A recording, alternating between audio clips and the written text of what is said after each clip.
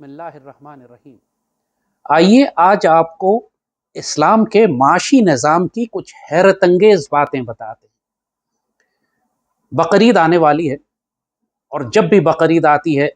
آپ بہت سارے لوگوں کو، لبرل اور سیکولر لوگوں کو یہ پروپیگنڈا کرتے سنتے ہیں کہ صاحب کیا ضرورت ہے اتنے جانور قربان کرنے کی،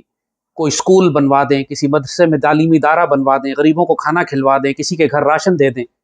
اتنا قربانی کر کے جانوروں کو مارنے کی کیا ضرورت ہے۔ وہ جاہل نعوذ باللہ اپنے آپ کو اللہ سے زیادہ عقل مند سمجھتے ہیں، اللہ کی حکمتوں کو نہیں جانتے۔ آئیں آج آپ کو تھوڑا سا اللہ تعالیٰ کی حکمت اور راز بتاتے ہیں جو اس نے اپنے احکامات میں پوشیدہ رکھے ہوئے ہیں۔ صرف پاکستان کی اگر بات کریں تو بقرعید پر تقریباً 15 سے 20 لاکھ چھوٹے بڑے جانور قربان کیے جاتے ہیں، اور ان کی قیمت تقریباً، چونکہ انڈاکومنٹڈ اکانومی ہے، ظاہر ہے کسی نے بینک ٹرانسفرز تو نہیں ہوتے، کوئی ڈاکومنٹڈ اکانومی نہیں ہے، غریب کاشتکار یا جانوروں کو پالنے والا لے کر آتا ہے منڈی میں، وہاں سے بیچتا ہے، پھر تقریباً اندازہ یہی ہے کہ 50 ارب سے لے کر 100 ارب تک، تقریباً 1 خرب روپے کے جانور پاکستان میں ان 3-4 دنوں کے اندر فروخت ہوتے ہیں، اور پھر اربوں روپیہ کا کاروبار اس کے ساتھ ہوتا ہے کہ جو چارہ بیچتے ہیں، وہ لوگ جو ٹرانسپورٹرز ہیں کہ جو جانوروں کو شہروں تک پہنچاتے ہیں یا منڈی سے آپ کے گھر تک لے کر آتے ہیں، پھر اس کے بعد قصائی ہیں جو اس کو ذبح کرتے ہیں، اس کے بعد کھالوں کا کاروبار ہوتا ہے۔ یہ سب ملا کر پورا انڈسٹری جو بنتی ہے اس کی تقریباً 2 خرب روپے کے آس پاس، یہ بلکہ اس سے بھی زیادہ، بعض اپروکسیمیٹس یہ ہیں۔ سوچئے یہ سب کا سب پیسہ تقریباً 200 ارب روپیہ یا 300 ارب روپیہ امیروں کی جیبوں سے نکل کر 100% غربا میں تقسیم ہوتا ہے پورے معاشرے میں، کیونکہ جانوروں کا کاروبار کرنے والے بھی، ٹرانسپورٹرز بھی، چارہ بیچنے والے بھی، چھریاں اور ٹوکے بنانے والے بھی، اور اس کے بعد کوئلے بیچنے والے، اور اس کے بعد باربیکیو کا سامان تک بیچنے والے، اور اس کے بعد غریب جو کھاتے ہیں گوشت، 100% اتنا بڑا رزق یہ غربا میں تقسیم ہوتا ہے پورے ملک میں۔ اتنی بڑی ویلفیئر اسکیم چلتی ہے یہ، دنیا کی کوئی حکومت کتنے بھی ریاست کی طاقت استعمال کر لے، ایک دن میں لوگوں کو یہ مجبور نہیں کر سکتی کہ 200 سے 300 ارب روپیہ آپ نکال کر غریبوں میں تقسیم کر دیں۔ صرف اللہ کے ایک حکم کے اوپر پوری قوم کرتی ہے۔ حکومت مر جاتی ہے لوگوں سے ٹیکس نکلوانے کے لیے، لوگ ٹیکس نہیں دیتے، حکومت سختیاں کرتی ہے لوگوں پہ، قوانین بناتی ہے، خون چوس لیتی ہے، لوگ اپنی جیب سے پیسہ نہیں نکالتے۔ یہاں اللہ نے ایک حکم دیا ہے کہ سیدنا ابراہیم کی سنت میں، سیدی رسول اللہ کی اطاعت میں تم نے قربانی کرنی ہے، اور جیسے کہا 200 سے 300 ارب روپیہ، 3 خرب روپیہ معاشرے میں نکل کے امیروں کی جیب سے غریبوں میں چلا جاتا ہے۔ کائنات میں اس سے بڑی distribution of wealth, circulation of wealth کائنات میں ہو ہی نہیں سکتی، اتنے سے چھوٹے عرصے کے اندر اتنی زیادہ۔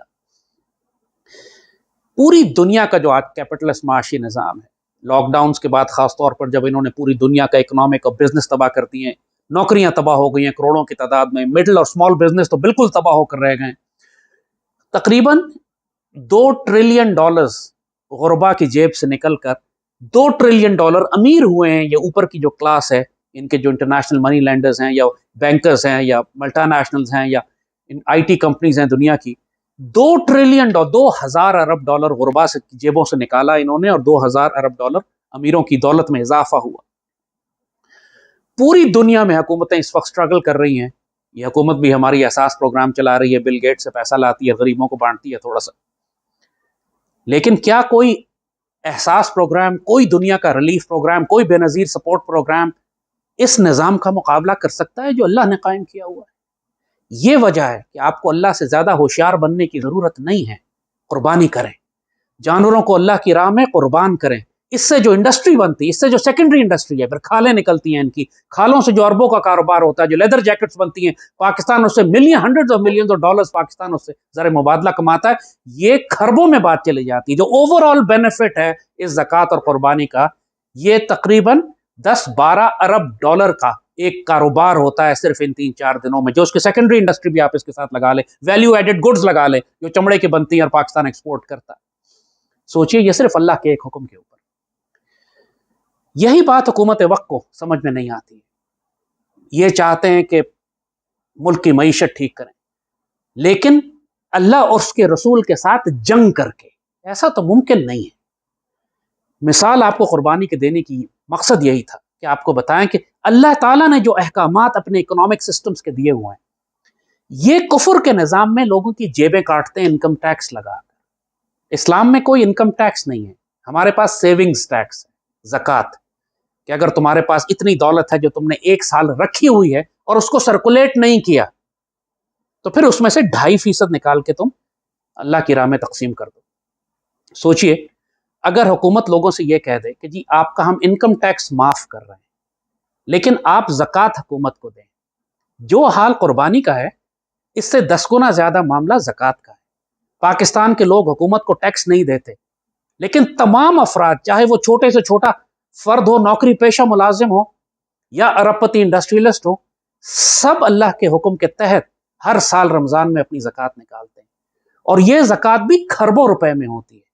یعنی کوئی حساب نہیں ہے، کیونکہ اگین انڈاکومنٹڈ اکانومی، کوئی حکومت کے تھرو زکوٰۃ نہیں دیتا، لوگ خاموشی سے اپنے پیسوں کی زکوٰۃ نکالتے ہیں، غریبوں میں تقسیم کر دیتے ہیں، چاہے وہ عیدی کو دیں، چاہے شوکت خانم کو دیں، چاہے وہ غریبوں میں تقسیم کریں، محلے میں دیں، کسی کو راشن ڈال کے دیں۔ دنیا کا سب سے بڑا ویلفیئر نظام پاکستان میں جو چل رہا ہے وہ انڈاکومنٹڈ ہے، حکومت کو نہیں پتا چلتا کہ کتنا پیسہ غریبوں میں تقسیم ہو رہا ہے،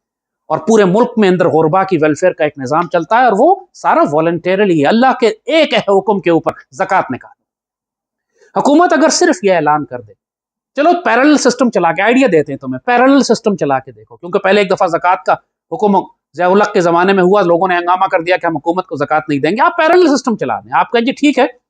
یا آپ انکم ٹیکس دیں یا زکوٰۃ دیں، اور جو زکوٰۃ دے گا اس سے انکم ٹیکس معاف کر دی جائے گی۔ پیسہ سب کا خدا ہوتا ہے، دنیا دار آدمی کے لیے پیسہ بڑا خدا ہے، چاہے وہ اللہ کو خدا مانے، لیکن پھر بھی پیسہ جہاں بینیفٹ انٹرسٹ ہوتا ہے وہاں پہ وہ پیسے کی طرف جاتا ہے۔ ہر شخص یہ شوق سے چاہے گا کہ 15-20% انکم ٹیکس مہینے کا دینے کے بجائے 5-10% مہینے کا انکم ٹیکس دینے کے بجائے سال کا اگر 2.5% مجھے دینا پڑا تو یہ بہتر سودا ہے، یہ دے دیتے ہیں، کر کے دیکھ لیں۔ اگر لوگوں کو حکومت پر اعتبار ہو جائے کہ حکومت اس زکوٰۃ کے پیسے کو ضائع نہیں کرے گی، تو جتنا پیسہ آپ صرف انکم ٹیکس کی مد میں اکٹھا کرتے ہیں لوگوں سے، خود آپ کہتے ہیں کہ جناب 22 کروڑ آبادی میں 12-13 لاکھ لوگ انکم ٹیکس دیتے ہیں، انکم ٹیکس کی مد میں آپ جتنا پیسہ اکٹھا کرتے ہیں اس سے 100 گنا زیادہ پیسہ آپ زکوٰۃ کی مد میں اکٹھا کر لیں گے۔ اسی طریقے سے تجارت، اللہ تعالیٰ فرماتا ہے اس نے تجارت کو حلال قرار دیا ہے، سود کو حرام قرار دیا ہے۔ آپ ملک کی معیشت ٹھیک کرنا چاہتے ہیں سود کی بنیاد پہ، جو کہ اللہ اس کے رسول کے ساتھ جنگ ہے، کیسے ٹھیک کریں گے؟ آپ یہ کہتے ہیں کہ انٹرنیشنل نظام مالیاتی فنڈ کے ساتھ، IMF کے ساتھ، سب کے ساتھ ہمیں مجبوراً سود پہ کام کرنا پڑتا ہے، چلو ملک کے اندر تو تم سود ختم کر سکتے ہو نا، ریاست کے ادارے تو ایک دوسرے کے ساتھ سود ختم کر سکتے ہیں۔ پاکستان کے سرکاری بینک حکومتی اداروں کو قرض دیتے ہیں، اس پہ سود کیوں دیتے ہیں؟ اسٹیٹ بینک اپنے ریاست کے اداروں کو قرض دیتی ہے، اس پہ سود کیوں لیتی ہے؟ یہاں سود کو تم ایک کانسیپٹ، ایک تصور کے طور پر حرام کر کے اللہ اس کے رسول کے خلاف جنگ کہہ کے ختم کرنے کی کوشش تو کرو۔ دیکھو تمہارے پروویڈنٹ فنڈ میں سود دے رہے ہوتے ہیں، ساری سکیمز تمہاری سود پہ چل رہی ہیں، کہ جو مرضی نیشنل سیونگز ہو یا سود، تم انٹرسٹ بیسڈ ہیں، سود لوگوں کو کھلا رہے ہو، پھر کہتے ہو ملک کی معیشت ٹھیک کرنا چاہتے ہیں۔ یہی تم کو بتانے کا مقصد تھا کہ قربانی کا ایک حکم کھربوں روپے کی صدقات ایک دن میں 2 دن میں نکال کر لوگوں میں تقسیم کر دیتا ہے، زکوٰۃ کا ایک حکم کھربوں روپے کے صدقات اور زکوٰۃ پیسے نکل کے لوگوں میں تقسیم ہو جاتے ہیں، حکومت کو پتہ بھی نہیں چلتا، حکومت کا کوئی اختیار اور طاقت اس کنٹرول نہیں ہے ان 2 عبادات کے اوپر۔ تو جب حکومت چاہتی ہے کہ ملک کی معیشت ٹھیک کرے تو ملک میں تجارت کو فروغ دو، سود کو ختم کرو، کوشش کر کے دیکھو تمہیں اس کی برکتیں خود نظر آنی شروع ہو جائیں گی۔ آرگنائز کرو زکوٰۃ کے نظام کو، صرف لوگوں کو یہ یقین ہونا چاہیے کہ یہ حکومت زکوٰۃ کو حرام ضائع نہیں کرے گی، لوگ حکومت کو زکوٰۃ دیں گے، جو تم انکم ٹیکس میں 100-200 ارب روپیہ جمع کرتے ہو، تمہیں 1000 ارب روپیہ صرف زکوٰۃ کا مل جائے گا اگر لوگوں کو تم پر اعتبار ہو گیا تو۔ انشاءاللہ جب بھی اللہ تعالیٰ کوئی اپنا صاحب نظر، صاحب بصیرت، قائد اعظم جیسا کوئی لیڈر پاکستان میں آیا جس پر قوم کو اعتبار ہوگا، تو پھر اس کو کسی سے باہر سے پیسے مانگنے کی ضرورت نہیں ہوگی، اس کو IMF سے قرض نہیں لینے پڑیں گے، اس لیے نہیں کہ وہ لوگوں کا خون اندر سے نچوڑے گی، اس کی محبت اور پیار اور تعلق اپنی قوم کے ساتھ ہوگا، قوم کو اس پہ اعتماد اتنا ہوگا، وہ اللہ اس کے رسول کی نسبت پہ ان کے احکامات پر عمل کرنے والا ہوگا کہ قوم خود اپنی جان سے، اپنی جیب سے نکال کر اس کو دے گی کہ ملک کا نظام چلاؤ، زمین اپنے خزانے اگلے گی، لوگ اپنی جیبوں سے نکال کر دیں گے۔ لیکن بات یہی ہے، حکمران پر اعتبار ہونا چاہیے۔ قائد اعظم جب مسلم لیگ کے لیے چندے کی اپیل کرتے تھے تو اسکولوں کے طالب علم اپنی جیب خرچ 2 روپے 2.5 روپے قائد اعظم کو بھیجتے تھے اور کہتے تھے آپ پاکستان کا کام کریں، ہم اور پیسے بھیجیں گے آپ کو. اتنا اعتبار تھا بچوں کو قائد اعظم ہر ایک کی رسید بھیجا کرتے تھے، ایک ایک پائی کی رسید ہوتی تھی قائد اعظم کے پاس کہ یہ مسلمان کا پیسہ. قائد اعظم جب اپنے کمرے سے نکلتے تھے دفتر کے، لائٹیں آف کرتے تھے، اور جب سٹاف کہتا تھا سر چلنے دیں کیا فرق پڑتا ہے، کہتے یہ میرے گھر کا پیسہ نہیں ہے، یہ پاکستان کا پیسہ ہے. اتنا سا کردار بھی اگر کوئی حکمران دکھا دے کہ گھر سے کمرے سے نکلتے ہوئے لائٹ آف کر دے، منافقت نہ کرے، ڈرامے بازی نہ کرے کیمرے کو دکھانے کے لیے اور باقی زندگی عیاشی میں کاٹ رہا ہو. منافقت بھی ہمارے حکمرانوں کو بڑی بھٹو بھی ننگے پاؤں چلا کرتا تھا دکھانے کے لیے دنیا کو کہ میں بڑا سوشلسٹ ہوں، مگر دنیا کا سب سے بڑا بدکار خائن حکمران. ہمارا المیہ یہی ہے کہ یہ قوم یتیم ہے آج بھی. مقصد آپ کو یہی بتانے کا تھا کہ اس پاکستان کو ٹھیک کرنا کوئی بڑی بات نہیں ہے اگر اللہ کے احکامات آپ نازل کر دیں، آپ نافذ کر دیں. یہ قوم ساری خوشحالی چاہتی ہے لیکن شریعت نافذ کر کے نہیں. کہتی ہے شریعت نافذ نہ کرو، کفر، سود، ربا، جھوٹ، مکاری، فریب، انکم ٹیکس، خون چوسنے کا نظام ہو اور اس سے خوشحالی آ جائے ملک میں. یہ امر محال ہے، ایسے نہیں ہوگا. حکمران بھی سن لیں، قوم بھی سن لیں. اگر چاہتے ہو کہ خوشحالی آئے تو اللہ کے احکامات پہ عمل کرو. تم صرف گناہگار ہونے کے باوجود صرف 2 احکامات پہ عمل کرتے ہو، قربانی پہ اور زکوٰۃ پہ، اور دیکھو اس کی وجہ سے پورے ملک کا نظام چل رہا ہے، غربا کی ویلفیئر ہو رہی ہے، ان کی کفالت کا بندوبست ہو رہا ہے. یہ اللہ کے احکامات کی برکت دیکھو. اب ذرا سود ختم کر کے دیکھو. اب کوشش کرو کہ تجارت کو فروغ دو، کوشش کرو کہ ملک میں ربا کا نظام ختم کرو، کوشش حکومت یہ کرے کہ وہ بچت کرے، اپنے آپ کو سادہ رکھے. تو دیکھیں آنے والے وقت میں اللہ تعالیٰ کس طرح زمین کے خزانے کھولتا ہے. ہمیں کسی سے مانگنے کی ضرورت نہیں ہوگی، قوم کافی ہے سنبھالنے کے لیے، لیکن اگر حکمران پر اعتبار ہو. اللہ پاکستان کو ایسے حکمران عطا فرمائے. پاکستان زندہ باد.